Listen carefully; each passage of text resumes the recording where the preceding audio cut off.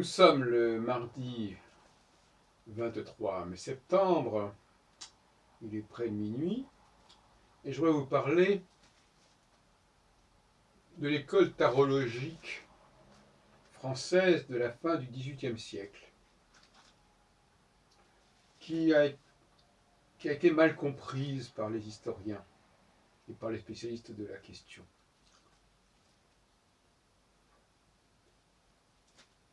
En raison d'une forme de rigidité.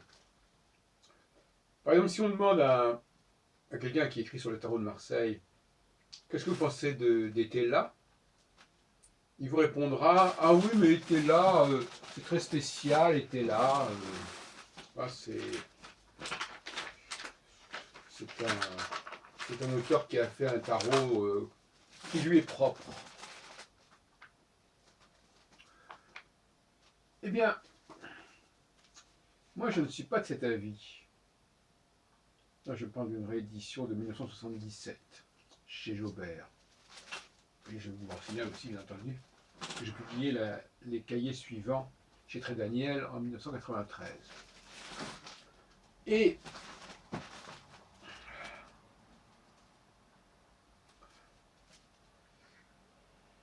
moi, la thèse que je vais soutenir ici, c'est qu'en fin de compte, Étella est un commentateur du tarot de Marseille, tout simplement.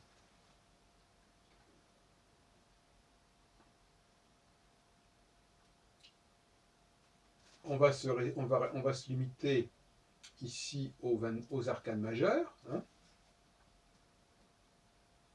Étella modifie l'ordre des 22 arcanes majeures du tarot de Marseille. Est-ce que ça l'exclut, ipso facto, de l'histoire du tarot de Marseille? Absolument pas.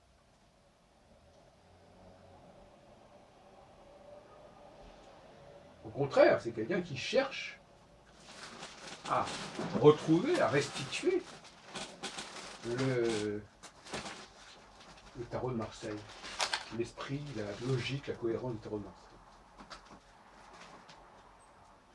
Alors, les dates auxquelles paraissent les premières présentations du tarot étaient là, il faut les situer au tout début des années 1780. Mais Étella publie déjà en 1770, 1773 des ouvrages intéressants dont j'ai parlé dans certains articles. De toute façon, bon, ce n'est pas le sujet d'entrer dans les détails chronologiques, qui peuvent d'ailleurs varier avec les recherches que nous menons actuellement. Disons que 1770-1780, c'est la période où Étella développe une nouvelle structuration, une nouvelle formulation du tarot de Marseille. À la différence de Mademoiselle Lenormand, qui, elle, produit carrément un tarot complètement nouveau,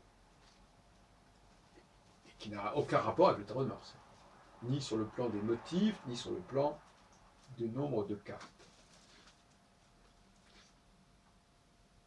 Il est un fait qu'Étella essaie d'intégrer les 78 cartes, aussi bien les lames mineures que les lames majeures, dans un ensemble relativement homogène. Mais il n'empêche pas que les 22 arcanes majeures sont placés en tête de son tarot. Alors, il y a un autre ouvrage qui n'est pas d'Étella vraisemblablement, qui s'appelle Le Petit Oracle des Dames, et qui est paru en 1807, donc un petit peu après,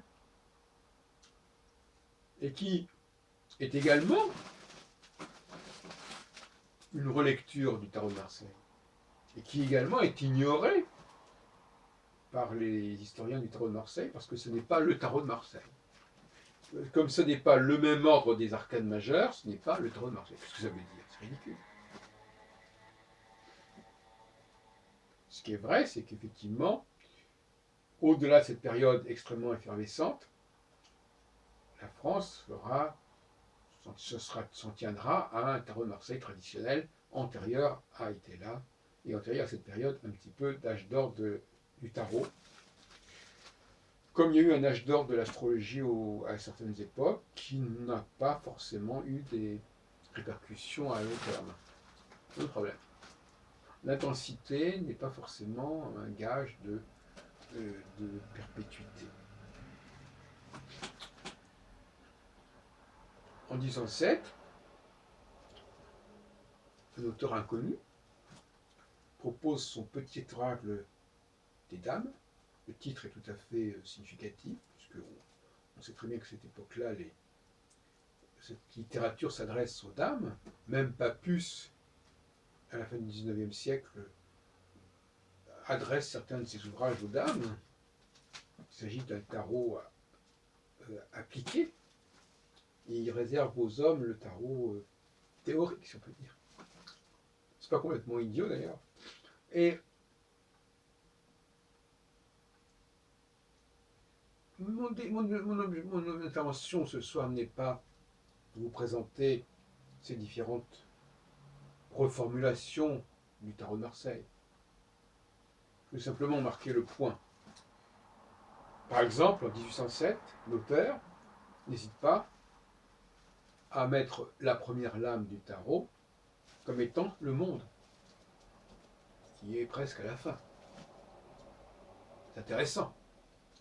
Et il s'en explique de manière assez brillante. Il dit, oui, le monde, il y a les quatre, et au milieu, au centre, il y a Isis, et puis il y a les quatre animaux, les quatre rayotes, le lion, l'aigle, le taureau et le jeune homme, il appelle ça le jeune homme. Ça peut très bien faire l'objet d'une première carte, pourquoi pas. Alors que était là, lui, il met le monde en 5e position. C'est intéressant tout ça, c'est à suivre de près. Je vais m'arrêter un petit peu sur ce que dit cet auteur de 1807 sur le monde. Parce que lui, il n'hésite pas carrément à associer ces 4 personnages aux 4 saisons. Et carrément, il dit, le jeune homme, c'est l'hiver, le lion, c'est l'été, l'aigle, c'est le printemps, et le taureau, c'est l'automne. Et il dit, oui, le printemps, parce que c'est au printemps que les oiseaux arrivent, et à l'automne que l'on fait les labours et les semailles. Et ce faisant, bien évidemment, il est en porte-à-faux avec la symbolique zodiacale concernant le taureau. Aucun astrologue sérieux ne mettrait le taureau à l'automne. Et pourtant, c'est pas si bête que ça. J'en ai parlé dans mes travaux. Donc là aussi, on repense aussi la symbolique zodiacale. Je rappelle quand même que c'est à cette même époque, dans les années à la fin du XVIIIe siècle, qu'il y a les travaux sur l'origine de tous les cultes de Charles-François Dupuy, ceux de Volney, ceux de Laulnay, qui proposent une théorie des religions, une histoire des religions qui est fondée sur le point vernal et sur la pression des équinoxes. Donc quand, dans le petit oracle des dames, on nous dit que le taureau est un facteur de printemps, d'automne, et ben, au niveau de la pression d'équinoxe, ça aurait pu être le cas 12 000 ans plus tôt. Donc on est dans une période extrêmement intense au niveau français, avec les travaux sur le zodiaque, notamment ceux de Charles-François Dupuy, qui sont liés d'ailleurs par la suite, qui vont être confirmés qui vont être prolongés par l'expédition d'Égypte et l'arrivée à Paris en l'année 1820 du zodiaque d'Aldera, qui vont servir au Louvre, avec des spéculations sur l'âge de ce zodiaque, fondé justement sur la présence d'équinoxe, sur à quel moment telle constellation correspondait à telle saison, etc. Donc, où l'astrologie n'est pas absente, je l'ai dit de toute façon, jusqu'en 1785 était là publie son 4e cahier qui est consacré à l'astrologie, et qui cite des ouvrages d'ailleurs de Eustache le Noble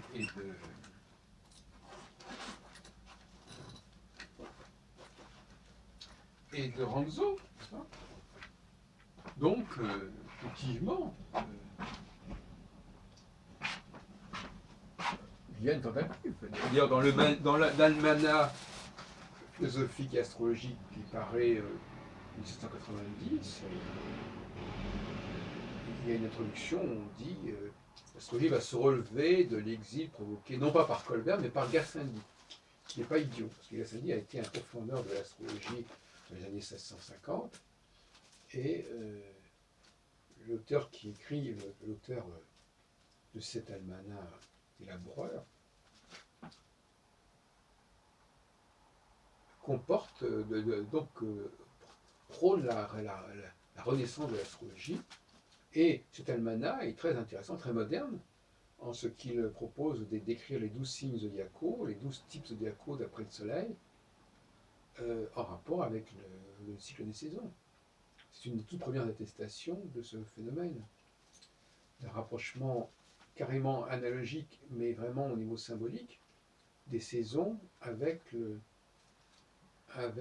zodiaque. Pas avec le zodiaque, avec la typologie des gens nés dans ces périodes-là. Cet almanach, d'ailleurs, je l'avais fait connaître il y a 30 ans dans certains volumes de la collection Zodiac de chez Solar, qui est paru ensuite chez François Zir.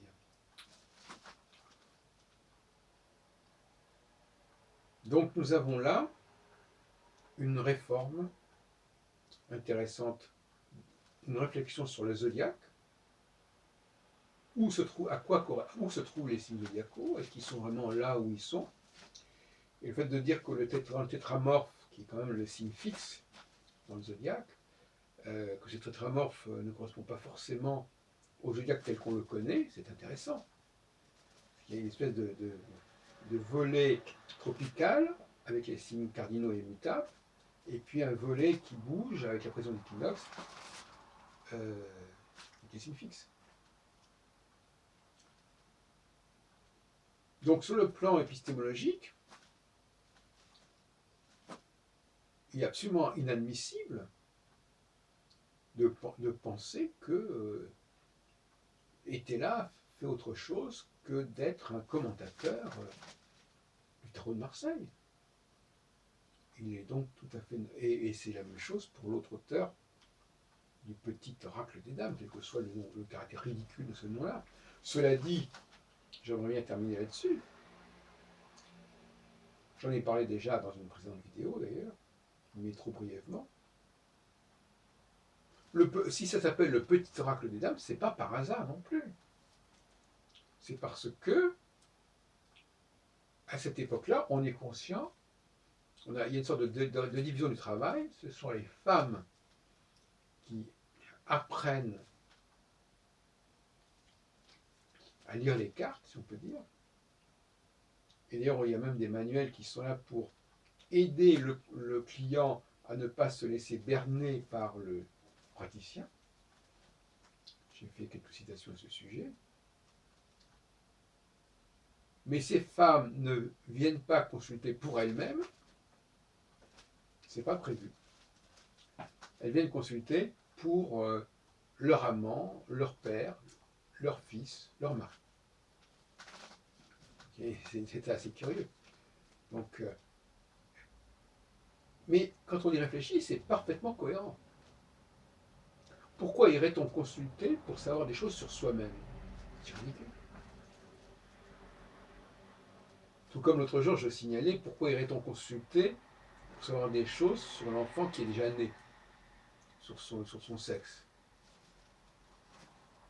Ça ne fait sens que si on dresse le thème de conception. Voilà, la naissance n'a pas encore eu lieu. C'est l'inconnu qui est important. C'est ce qui n'est pas encore advenu.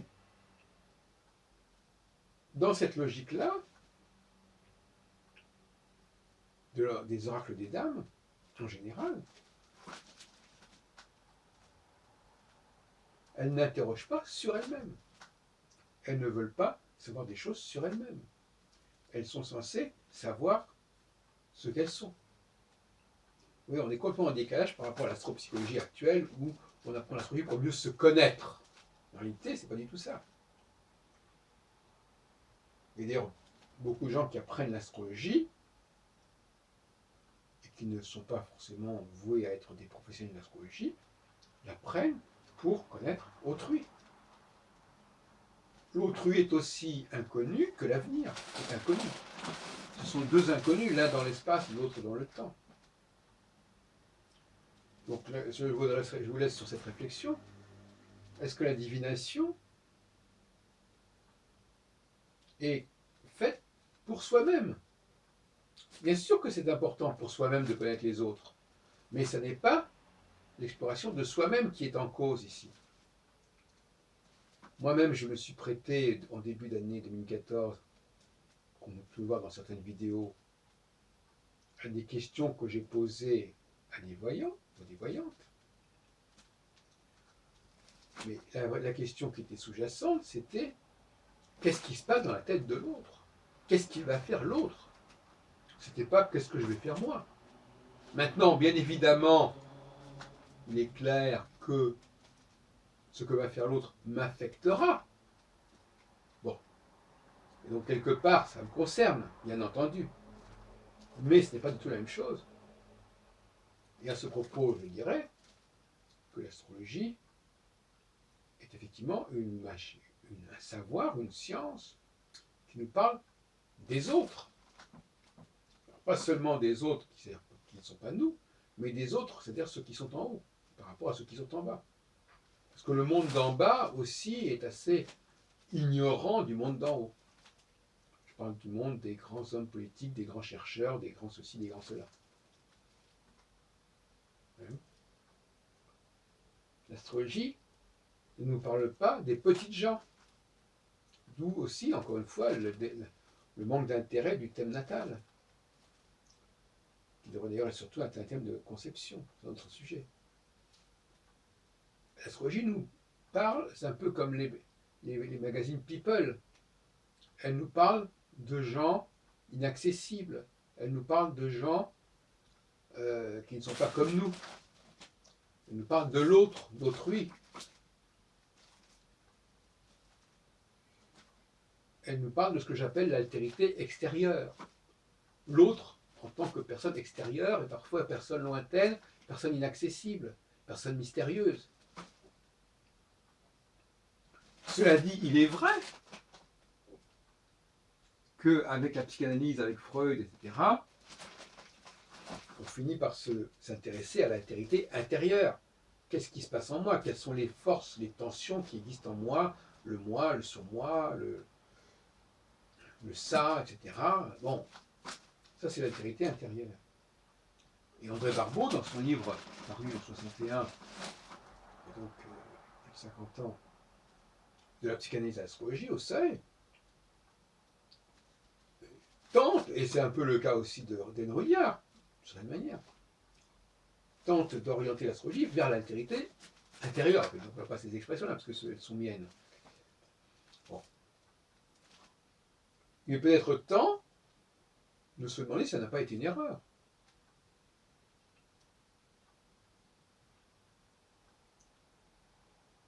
Ça ne veut pas dire qu'il ne soit pas intéressant de travailler sur l'altérité intérieure. Mais est-ce que c'est par l'astrologie qu'il faut le faire? C'est une question qui se pose. Certains ont cru pouvoir le proposer. Je pense qu'on peut revenir là-dessus. Et je pense que cette fameuse littérature pour les dames, qui proposait de mettre les formes de divination au service d'une meilleure connaissance des hommes, c'est une voie à suivre sur laquelle il faudrait revenir.